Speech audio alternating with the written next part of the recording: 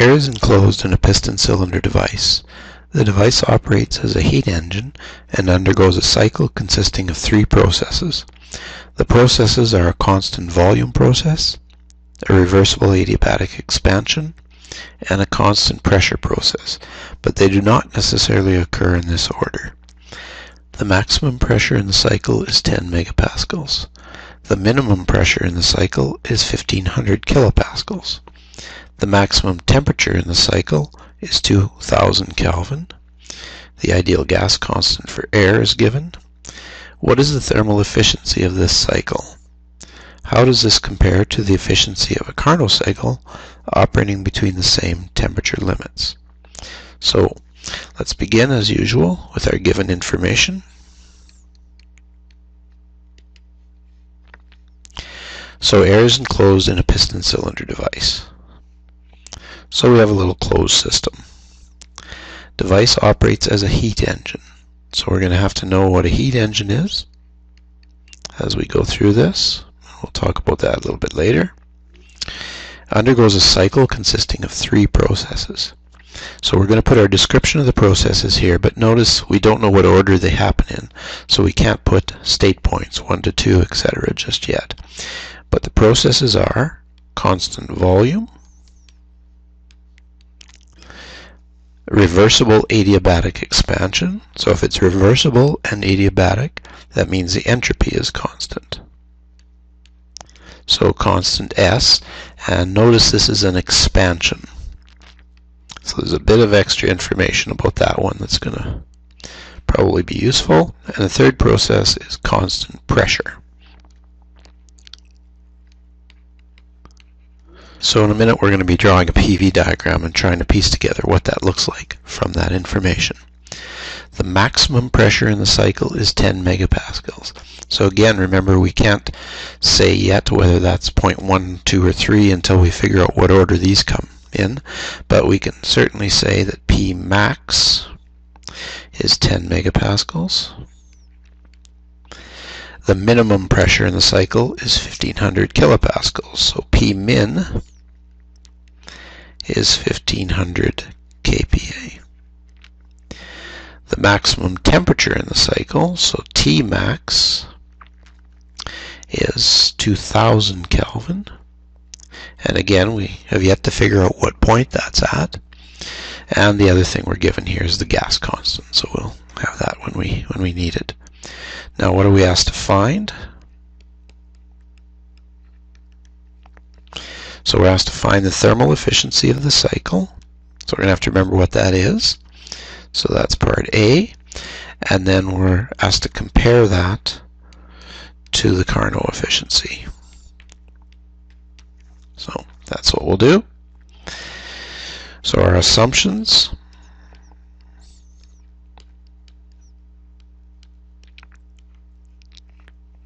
So again, we'll come back and fill that list when we make the assumptions and our analysis.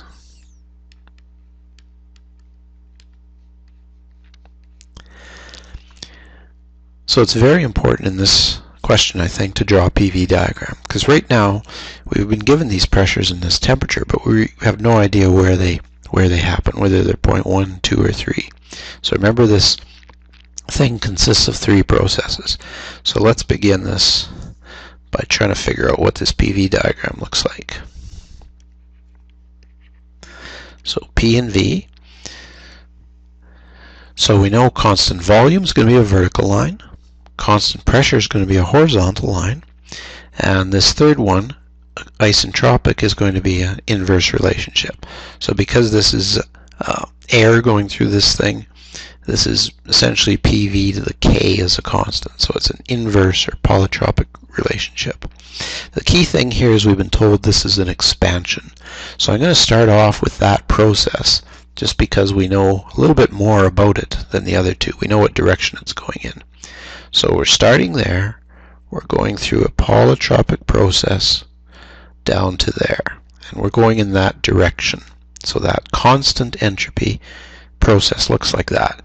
Because it's an expansion, we know we're moving to the right. Now our other two processes are a horizontal line and a vertical line. and we have to form a cycle, so we've got two choices. We can either close this thing off like this, or like this. Constant pressure process and a constant volume. The question is, do we go around this loop like this, that way, then up, then over, or do we go around this loop like this, that way, then over, then up? Well, the answer lies in the fact that this is a heat engine. Okay? Because it's a heat engine, it needs to produce net positive work. Remember, the work is the area enclosed inside the PV diagram. So it's either going to be this area here or this area in here. Because it's positive work, it means we need to be going around this cycle in the clockwise direction. If we're going counterclockwise, when we calculate the work, it'll come out negative. So we have to be going clockwise. So that means the actual direction we travel is like this. If we went around this way, the work would be negative, and this would not be a heat engine. So that tells us that we must go around in this direction. So now I can number my state points. That's 1, that's 2, and this is 3. Show the direction on here, and I'll get rid of these other, oops, got rid of a bit too much there. We'll fix that up in a sec. Get our isentropic process back here again. So there's our cycle. Looks a little shaky, but that's the direction we're going around. So because we now have that picture, now these other numbers also make more sense. P max and P min, we now know which ones they are. Okay, so P1 is now our 10 megapascals, and P2 equals P3 equals our 1500 kilopascals. So we know all the pressures, it turns out. What else do we know here? The maximum temperature is 2000. Okay, well, this is the maximum temperature point in the cycle. So T1 is 2000 Kelvin. So by figuring out what this diagram looks like, we've been able to figure out at what points these known pressures and temperature are at. So now we've got a lot better chance of calculating the thermal efficiency of this. So remember, thermal efficiency is what we're trying to find. So let's start off here by reminding ourselves what the thermal efficiency is. It's the net work divided by the heat added. So that's our definition of thermal efficiency. So the way we're going to have to calculate this is we're going to have to go through all three of these processes, calculate the work and the heat transfer. The net work will be the sum of all three works, and the heat added will be the sum of all the positive Q's. In other words, all the heats added. So we need to look at all three of these processes and calculate Q and W. So we'll start doing that. So start off with 1 to 2. So this is a closed system. So let's go back to our assumptions there and say this is a closed system.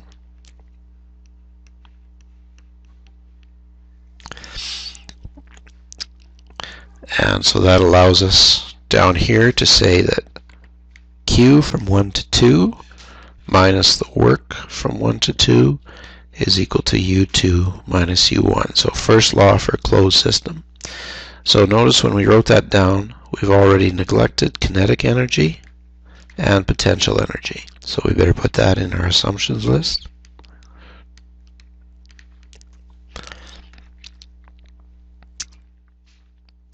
So now let's see what we know here. Well, 1 to 2 is our reversible adiabatic process.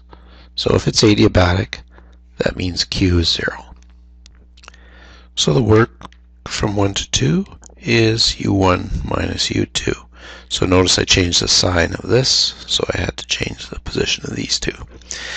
Now if we take a look at this, remember it's an ideal gas, so the internal energy only depends on temperature. We know the temperature at point 1, 2000 degrees, but we don't know the temperature at point 2. However, we do know something about this process that links the two.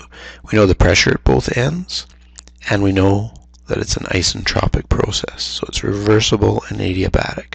So let's just use the entropy balance to show that the entropy is going to be constant in that case. So our entropy balance for a closed system tells us that the entropy change from 1 to 2 depends on heat transfer and it depends on irreversibilities. Heat transfer is 0 and the irreversibilities are 0, therefore S2 equals S1, or S2 minus S1 is equal to 0. So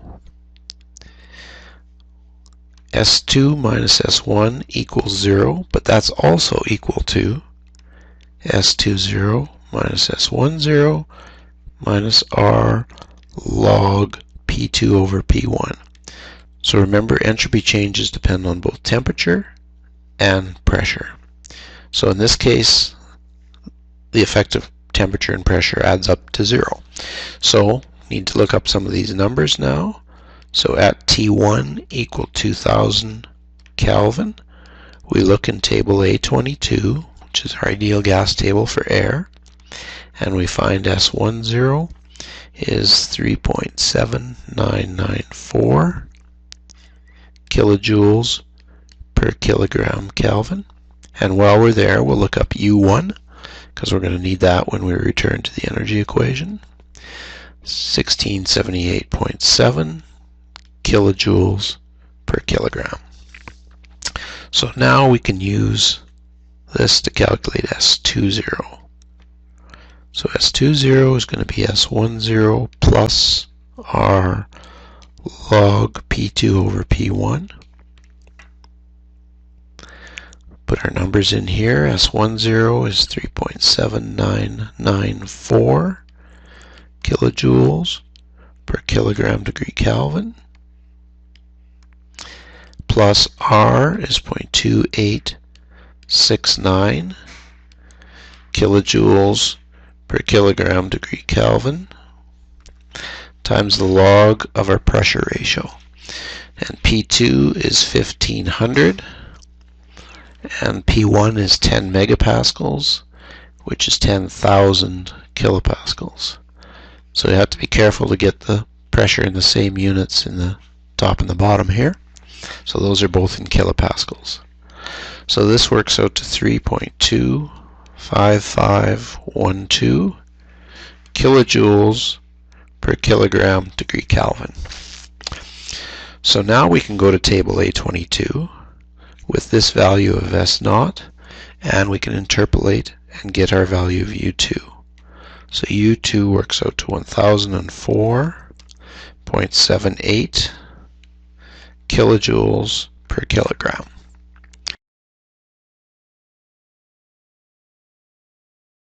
We can use our S0 value and interpolate to get a T2 as well, and that works out to 1280.02 degrees Kelvin. So now we have U1 and U2. We can return to the first law to get the work transfer. So remember, our work from 1 to 2 is U1 minus U2, and that's going to be 1678.7 minus 1004.78, two numbers we just got. So that's 673.92 kilojoules per kilogram. So process 1 to 2, we know both the heat transfer, which was 0, and the work transfer, which we've just calculated. Move on to process 2 to 3, and remember, it's a constant pressure process. So P2 equals P3 equals 1500 kilopascals. So it's a constant pressure process. So we'll start off the same way here with our first law from 2 to 3. So Q from 2 to 3 equals the work from 2 to 3 plus U3 minus U2. Now in this case, the heat transfer, neither the heat transfer nor the work are 0, so we're going to have to find both of those things. Now the work, of course, we can find because it's a constant pressure process. So the other thing that we want to, this is supposed to be a 3 here, so the other thing that we want to remember is the work from 2 to 3 is going to be equal to the integral from 2 to 3 of P dV. Now remember, this is only good for a quasi-equilibrium process, so we should go back to our assumptions list and state that this is a quasi-equilibrium process.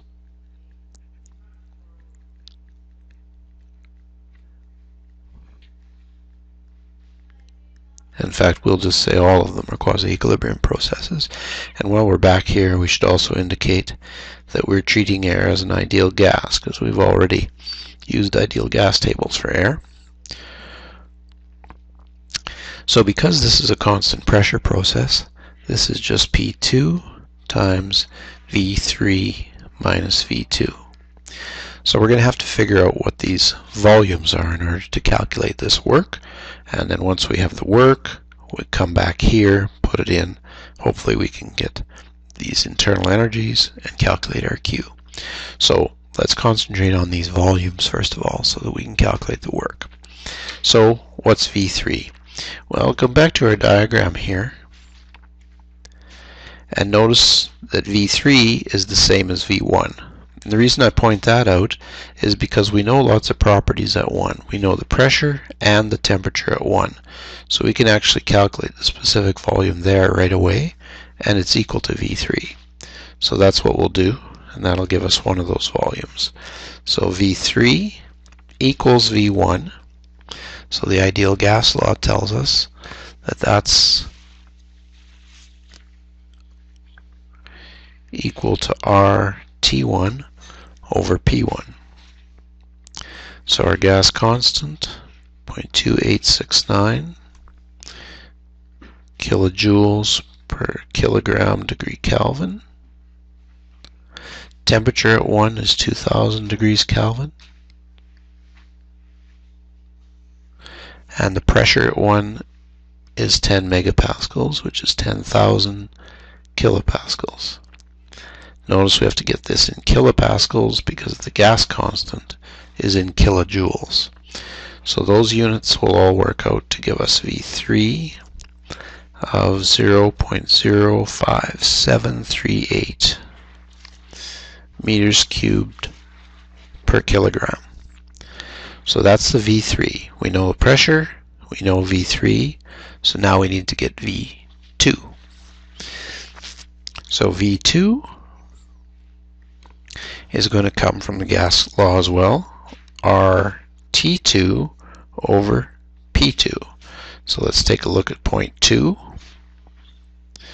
We know P2, that's 1500 kilopascals, and T2 we actually just found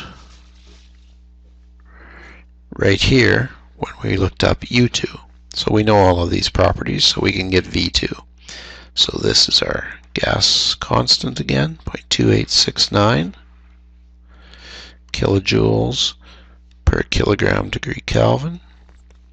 T2 is that temperature that we just calculated, 1280.02 Kelvin, divided by P2, which is 1500 kilopascals. And that gives a V2 of 0.244825. And that's meters cubed per kilogram. So we have enough information now to calculate the work.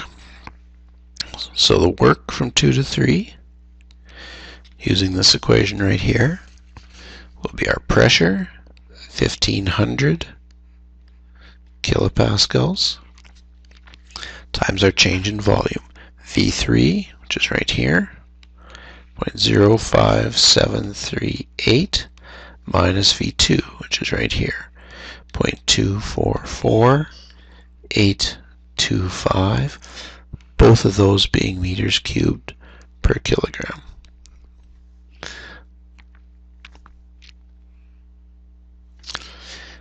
So the work from 2 to 3 works out to minus 281.17 kilojoules per kilogram. Notice it's negative. If you go back to our PV diagram, because the volume is reducing, the work is negative. The surroundings are compressing the system or reducing the volume of the system. So it makes sense that that's come out to a negative value. Okay, so now we come back. So we've got the work. Back to our first law, we're okay there. If we want to calculate heat transfer as well, we need U3 and U2. We already have U2 from the previous step, so that's okay, but we need U3. And again, that's just a function of T3, so we need to calculate T3. And again, our ideal gas law will do this for us, because we know P3, we've calculated V3, and of course we know R. So 1500 kilopascals for our pressure.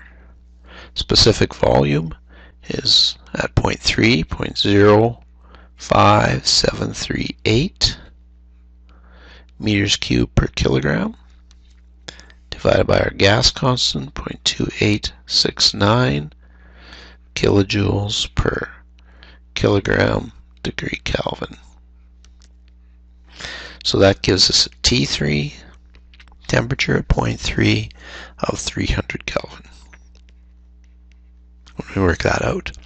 So we can go to table A22 and look up internal energy at 3, and that works out to 214.07 kilojoules per kilogram. So we have our two temperatures, we have our two internal energies. We're ready to calculate Q now. So Q from 2 to 3 will be the work minus 281.17, and these are all in kilojoules per kilogram already, plus 214.07. So let's just see what that is. That's the U3, and then minus our U2. So U3 minus U2, and U2 was 1004.78. So heat transfer during this process is negative 1071.88 kilojoules per kilogram. So you can see there's a bunch of heat being removed as well as the volume reduces at constant pressure. So now we're into the last process, 3 to 1, and 3 to 1 is a constant volume process, so the work is 0. Constant V, work is 0.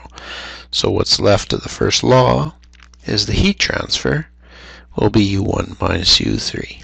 Remember, this is final state minus initial state. And we already know those U values because of all the work that we've done already. So U1 is 1678.7 minus U3, 214.07. And so that works out to 1464.63 kilojoules per kilogram. So we have our work and heat transfer for every process in this cycle. So what I'm going to do is just summarize these so we can calculate our net work and our heat added more easily. So we're going to have a column here for work and a column for heat transfer. First process, 1 to 2. Our work we just calculated was 673.92. These will all be in kilojoules per kilogram. And the heat transfer was 0 because that one was adiabatic. 2 to 3. We found our work to be negative 281.17. And our heat transfer also to be negative 1071.88. And then finally, closing the cycle from 3 to 1, the work was 0 because that was done at constant volume, and the heat transfer 1464.63. Okay? So now what I want to illustrate here is that if we calculate or we add up all of the works, so the summation of the works, we get 392.75, and of course we need that because that's our net work. But notice if you calculate the sum of all of the Q's, you get exactly the same thing, 392.75. And you have to, because for any cycle, the summation of the work equals the summation of the Q. So now we can go back and calculate our thermal efficiency. Just remind ourselves here that it's equal to the net work divided by the Q added. So in the numerator, the net work is 392.75, and the heat added is just the positive ones from here. Okay, this is heat removed, so we don't count that. The heat added is 1464.63, and this works out to 0.26816. So the thermal efficiency of this heat engine is 26.8%. So not very good, but that's what it is. So only 26.8% of the heat that we supply this thing ends up being usable work to the outside. Now the last thing we were asked to do is to calculate the Carnot efficiency, and that is 1 minus Tc over Th. Okay, so we need to know here the coldest point in the cycle and the hottest point in the cycle. So we go back to our PV diagram to help ourselves out with that. Point 1 here is the hottest point in the cycle. We already identified that as being 2000 degrees Kelvin. Point 3 is going to be the coldest point in the cycle. So if we go back down here and we see what the temperature was at point 3, was 300 degrees Kelvin. So those are the two temperatures we need to do this calculation. So this is 1 minus Tc, coldest point, 300, divided by the hottest point, 2000. And that works out to 85%. So the Carnot efficiency is 85%, but the actual efficiency of this cycle is a much lower 26.8%. So this cycle is a long way from being the most efficient possible.